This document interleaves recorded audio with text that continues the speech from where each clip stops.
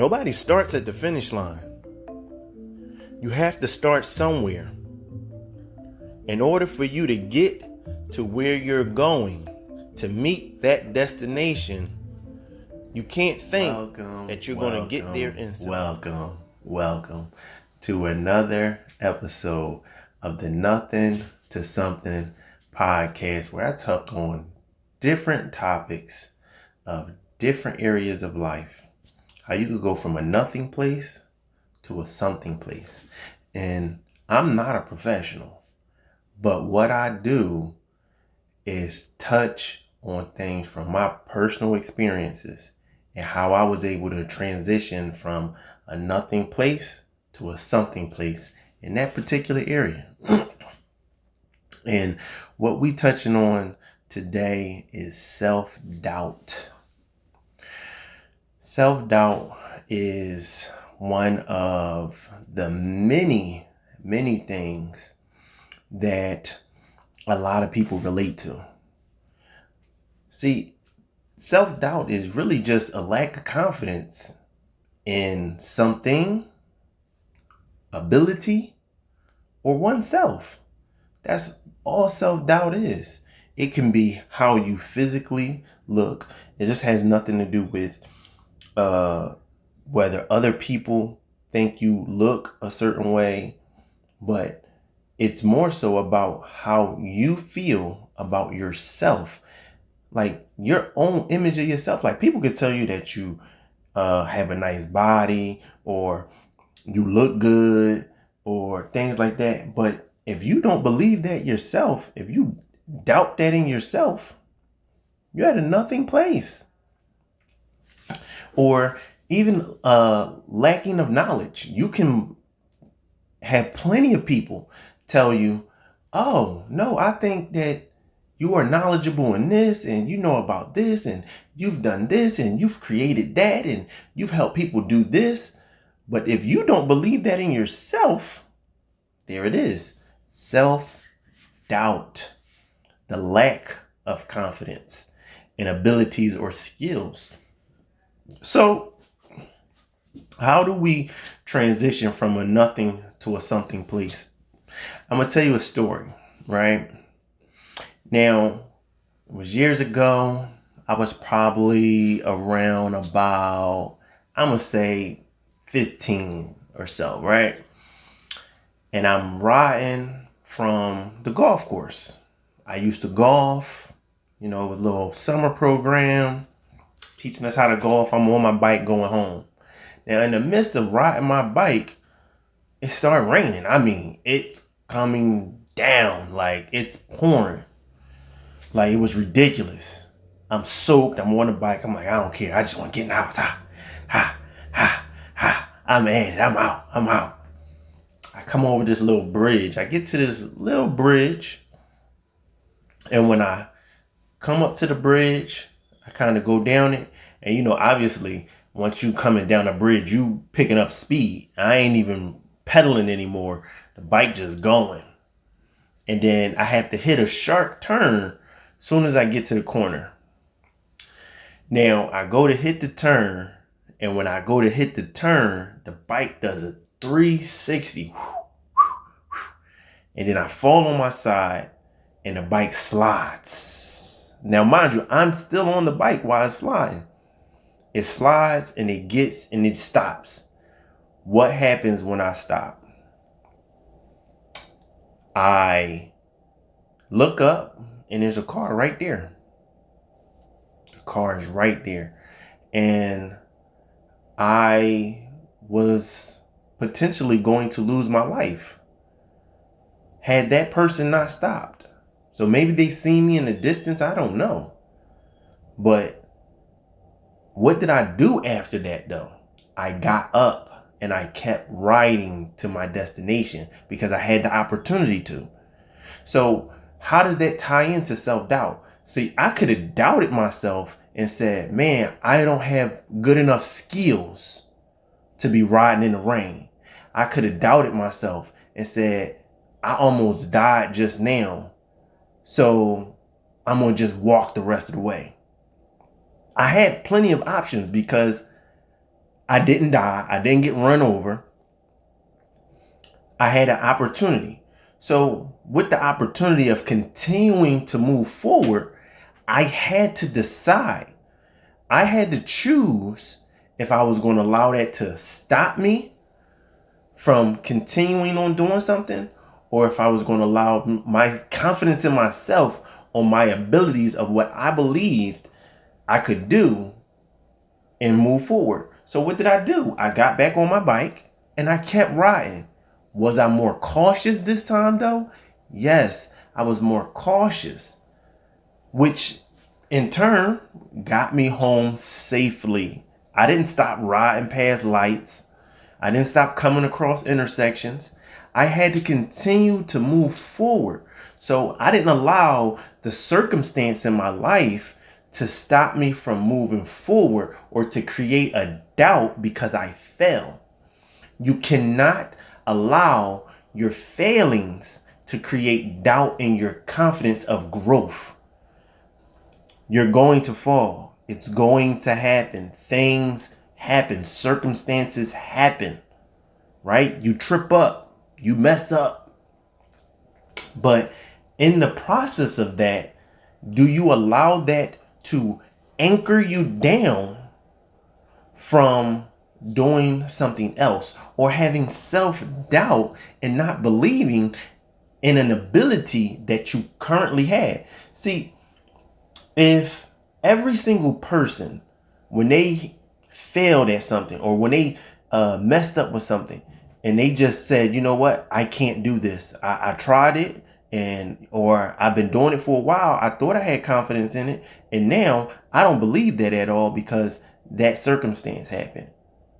If you get into a car accident, boom, you hit somebody, you have two choices, right? You can, one, say, I'm never getting behind the wheel again. Or you can go with option two. You could say, I'm going to drive more cautiously from now on. The choice is yours. You're in control of what you're going to decide to do. But the same way, having self-doubt, that is an inward thing. That ain't other people doubting you. That's you doubting you. See, I ain't point back to me. I point you, not me. So that's one of the things that you have to do. You can't allow failings, or when you fail at something, you fell down.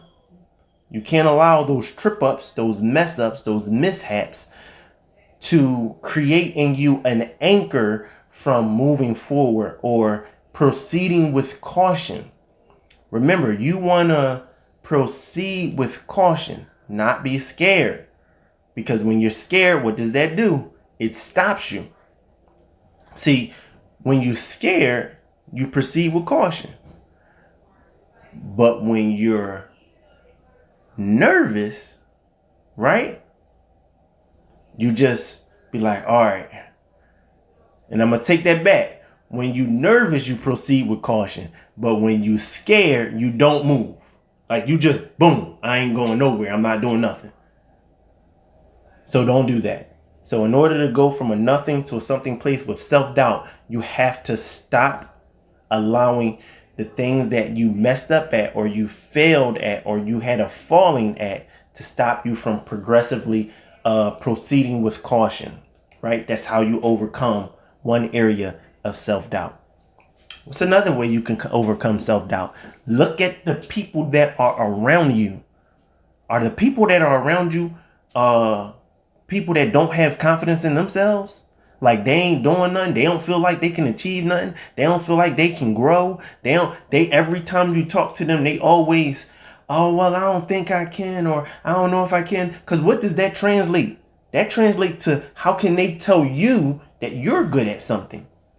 They're so used to telling themselves they're not good at something or they can't continue to grow. So how can they tell you to do that? Now, I'm not saying that they can't. They may.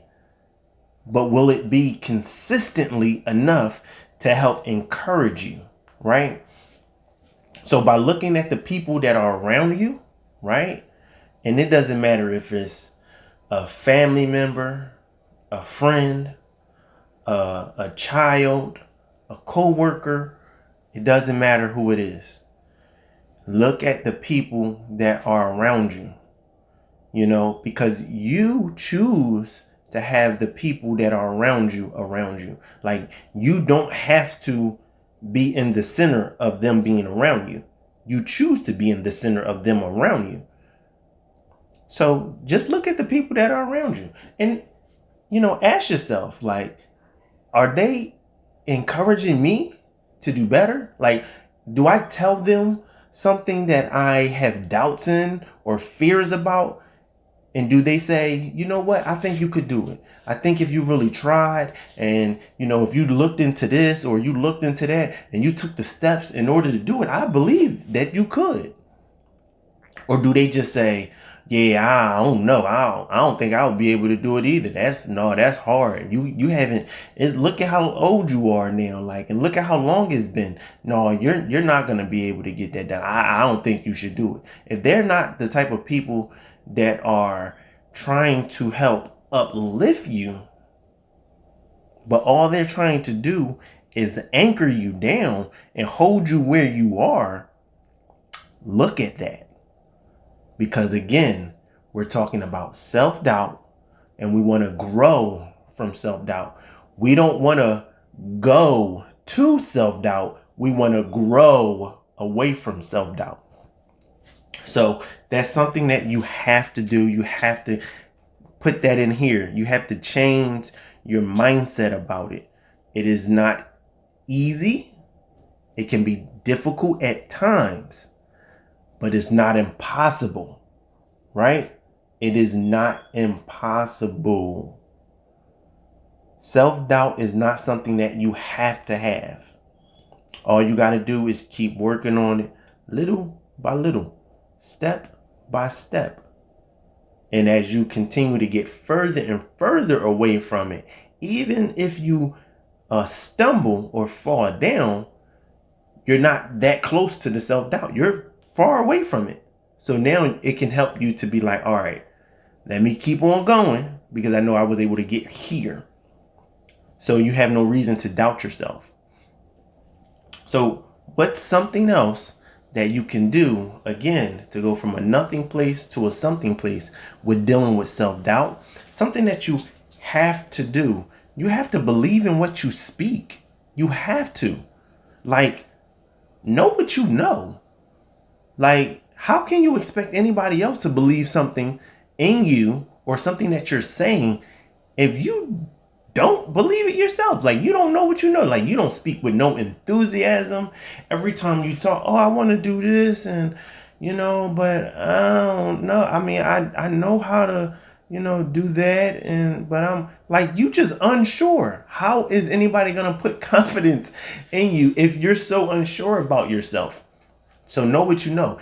And guess what? Something that I always say, even if you think that you're right, that's the key right there. You think that you're right. So just think about it for a second. When you have a school teacher and they're teaching you math and they ask you to show everything out, they say, oh, well, I see you thought you had the right answer. And this is the reason why. When you did the work, you really thought that you had the right answer. So even though your answer was wrong, you was confident enough in yourself and your abilities. So you tried it. But once you found out that you were wrong, what do? You make the adjustment. You readjust. You fix it. You work on it. Right? But again, confidence in yourself, like, know what you know, like, believe in that.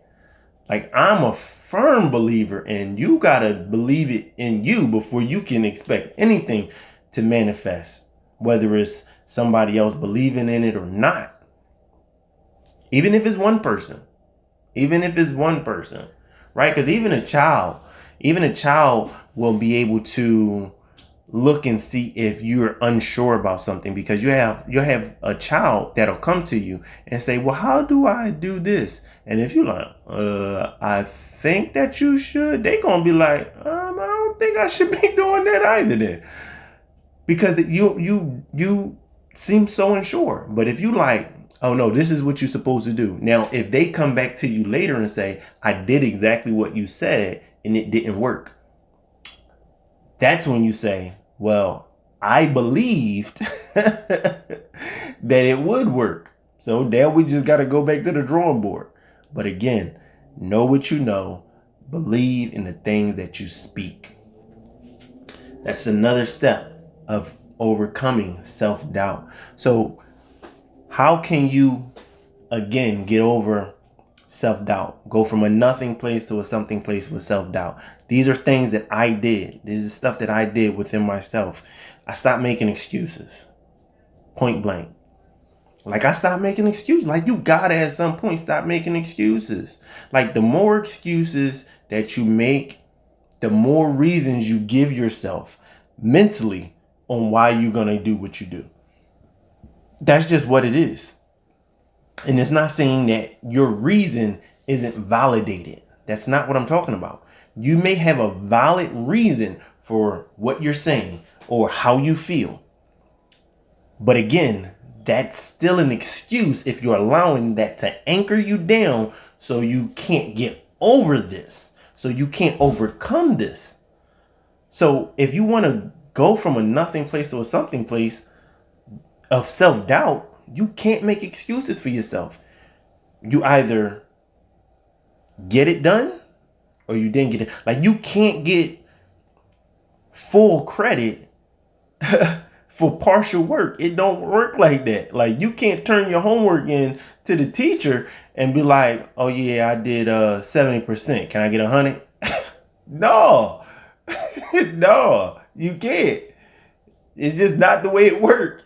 You know, you gotta do all of it in order for it to properly be assessed and for it to get done. Like, you either execute or you don't. Unfortunately, you know, sometimes we feel as though that our participation alone is enough. And guess what?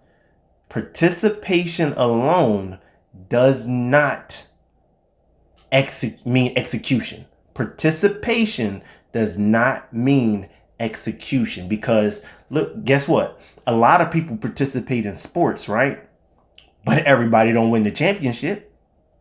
Just because you participated don't mean that you're going to execute. I was there. I played. I shot. I shot 100 shots, but only made 2. I didn't execute. I participated though. So you have to understand, you gotta stop making excuses. And what's the reason? One of the biggest reasons that you have to stop making excuses is because you don't want to give your power away. See, when you make excuses, you give away your power, your ability to actually do something. You don't want to do that. See, giving away your power to whatever it is, right? See, I always say, justification never makes clarification. I'm going to say that again. Justification never makes clarification. So don't give away your power to justifying why you don't do. Don't do that.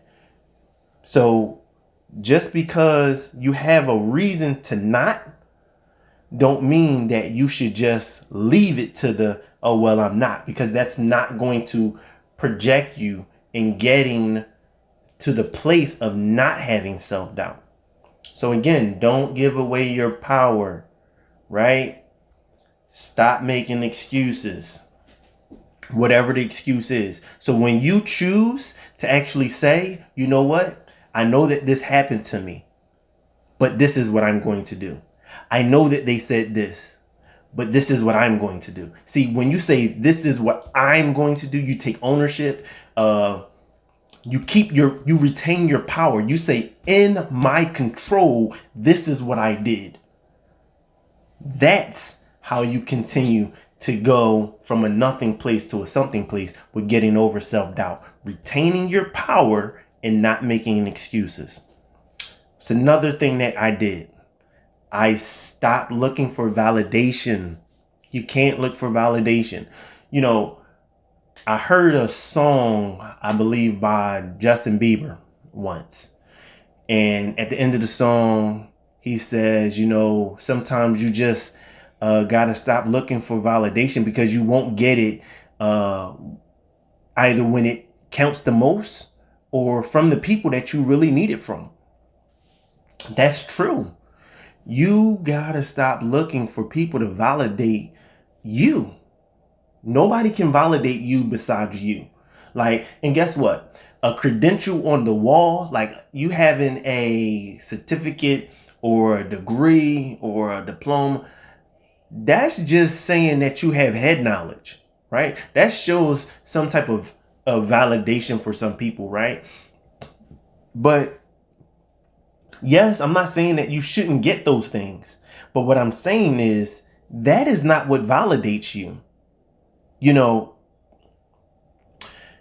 Having that know-how, having that will and having that knowledge and being able to implement, that is like the results is the validation. 100%. Like it's plenty of people that get results in, say, being a personal trainer, right? But they don't have a certificate in being a personal trainer. But guess what? They have the results. The results is the validation. They have nice arms, nice legs, maybe abs, whatever. Or they're just in good health, right? Because having arms and legs don't mean you're in good health. They might just have good health, but they don't have no degrees or diplomas or certificates. Are they validated? Yes, they're validated by their results. So be validated by your results, not looking for people to validate you. Because sometimes, again, you're not going to get the validation that you actually need. Like if your validation comes from somebody saying that you're pretty, that's not your validation. If somebody says, "Oh, well, you look healthy," that's not the validation because that's not in the results. The results are in the actual facts. So if I look healthy, but then I go to the hospital and they say, "Oh, you're very, very unhealthy," the results ain't there. There it is. The results ain't there. And then even if you have somebody saying, "Oh, you look handsome," or "You look pretty," and things like that, people may tell you that, right? But how do you know the results? The results are how you feel about yourself. That's the result. Like plenty of people can tell you that you're either pretty or not pretty, right? But if you don't believe that, then the results aren't there. Like 1,000,000 people can say you're pretty or you're handsome. But if you don't feel that way, the results are not there for yourself. So validate yourself first, right? Stop looking for validation in other people from what they say. The results are in the actual facts. So maybe it's knowledge. The results is in the knowledge, like you getting results. That's the result. That's the validation right there. So something else that I actually had to do in order to go from a nothing place to a something place is I had to love me for me. Like that's just it. Like you just gotta love you for who you are at this moment, hands down. Now it's not saying that you're not looking for growth somewhere or you're not looking for some type of change. You can be trying to do that. Like if you say, you know what, I feel as though that I want to lose a couple pounds or I want to gain a couple pounds, right? I need to love me for who I am in this space, in this moment of where I'm at right now, and say whether I get to that goal or not, I'm going to love me right now. And then when you get to that goal, you'll love that person also, right? So even if you say, you know what, I don't think that I had the comprehension to understand something, right? Okay, love who you are right now. Love the fact that, you know what? I still love me, even though I don't comprehend or I don't understand this information right here. But that doesn't mean that your goal isn't to comprehend or to understand it or to get to that next level. That way, see, if you love where you at right now, you will also love the same person that you become equally. It won't be, oh, I lost a couple pounds, I love me more now than I did before. Nah, you got to love who you are at this moment, right here, right now. You have to do that. That's something that I did. I started loving me for me, where I was at. And then if I had a goal, whether it was mentally, physically, emotionally, spiritually, when I got to that goal that I was trying to reach, I just loved that place equally. It wasn't like, oh, well, I'm right here now and I love me more. No, I love me the same as much as I did before. I just ain't decreasing it. You got to always love yourself for where you are at that moment in your life. It's not saying that you're going to always be at that moment, but loving who you are at that moment will help you to overcome having self-doubt. Now, one of the last things that I actually did, is I didn't cheat myself. I beat myself. Like, I really started doing some work. I started reading some books or watching a video or listening to something. I really started doing it, and I stopped making excuses. And I really was like, all right, you know what? If I don't put in the effort, then I'm only cheating myself. Nobody else is getting shortchanged here but me. So that's when I started saying, don't cheat yourself, beat yourself. Like, seriously, like, I'm going to beat the person that I was. Like, if I didn't like my personality, if I didn't like my mindset, if I didn't like my disposition, if I didn't like my attitude, if I didn't like the type of speech that I had, if I didn't like the type of music that I listened to, if I didn't like the type of things that I watched, I said, I'm going to stop cheating myself and I'm going to start beating myself and saying, you know what? Every single time I abstain from it is me beating myself. Or when I say I'm working out, and what I do is when I'm like really ready to just give up and I'm like, man, I ain't got it in me no more, but I know I got a couple more sets to go. I say, don't cheat yourself, beat yourself. Like, and I keep on going, right? I might not want to do that last lap around the track. Don't cheat yourself, beat yourself. So I keep on going. I might say, you know what? I don't want to listen to certain kind of music. So when I hear that music, I say, don't cheat yourself, beat yourself. And I'll be like, you know what? I ain't going to listen to it. So it's those steps. Like, every time that you decide to do something towards getting away from something for the better, that's when you actually beat yourself.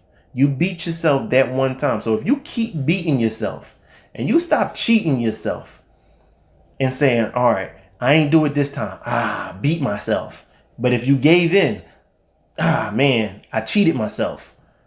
You don't overly beat yourself down. You don't overly be bad on yourself. You just say, all right, well, the next time I'm going to try to beat myself instead of cheating myself. So, and you just start rationing it out, right? Even if you start writing it down, like you write it down and you put up on the column, oh, I'm trying to not use profanity, right? All you do, you put it up there, you say not use profanity. You put a line in the middle. Cheat myself, beat myself, right? And every time you wanted to cuss, you mark on there, beat myself. And every time you do cuss, you, boom, cheat myself. So you can either put a win or a loss. And guess what? When you look at it, you're going to want to take more wins for yourself than more L's, right? You're going to start looking, you start seeing all these L's on the list. You can be like, yo, man, I gotta do better. I want to do better. Not I gotta do better. I want to do better. So just a quick recap. You want to go from a nothing place to a something place with self-doubt. You got to look at the people around you and see if they're helping you get to that place. Know what you know. Be confident, right? Believe in what you speak, right? Stop making excuses for yourself and retain your power. Stop looking for people to validate you, right? Your validation is in your results. Love who you are at the moment. And lastly, don't cheat yourself, beat yourself. And as I always say, go be great. Now, one of my crazy moments, right, is I'm riding on my block, years ago as a kid. I'm riding on the block, and I was probably 14, 15, and I'm learning how to ride with no hands. I'm going up and down the block. My uncle had showed me some little tricks, and I'm riding up and down the block, and I take my hands off the handlebars and grab them. Take them off, I grab them. And then once I finally figured out, I thought I had it, I'm riding down the block and I got okay, I can do this. Balance myself, ride with no hands. My mom comes pulling up the block and I'm like, hey mom, hey, look at me, look at this. And she stops, she looking at me and I'm riding up the block. Then what I did and count was every time I was able to take my hands up, take my hands on the handlebars, I was always coming down the block. So I had the momentum to balance me out. Now I'm coming up the block. I ain't got the same momentum. My balance is off. And I know how to ride with no. Bah! That was it. I just hit the ground hard. You know what I'm saying? Everybody outside on the block, it's summertime. And I'm just embarrassed. But guess what? I didn't care. I just got up and just rolled off, And once I realized where I went wrong at, I was able to fix it. So remember, don't cheat yourself, beat yourself. You're in control of how you feel. You're in control. You are the determining factor of your feelings. No one else can control how you feel. Remember, you're in control how you feel. So control your feelings.